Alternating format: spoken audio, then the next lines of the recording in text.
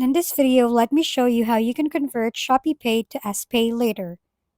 Shopee's SPayLater is a buy now, pay later payment option on Shopee that allows eligible users to purchase items and pay for them in installments with a credit limit.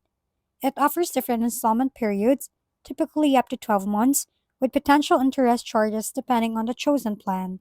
To convert your Shopee SPayLater buy now, pay later, or BNPL purchases into installments, first, open the Shopee app and make sure you are logged in. Next, click the Me section at the bottom left, and here, find ShopeePay and click on it. Next, locate the SPayLater and click on it also. Scroll down and tap Convert into Installments. Select your BNPL transaction, then tap Next. Choose a payment term.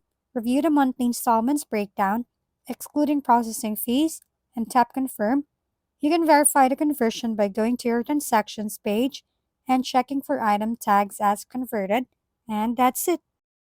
If we've been helpful, kindly give us a thumbs up and don't forget to hit the subscribe and bell button for more contents. For any questions and suggestions, comment down below.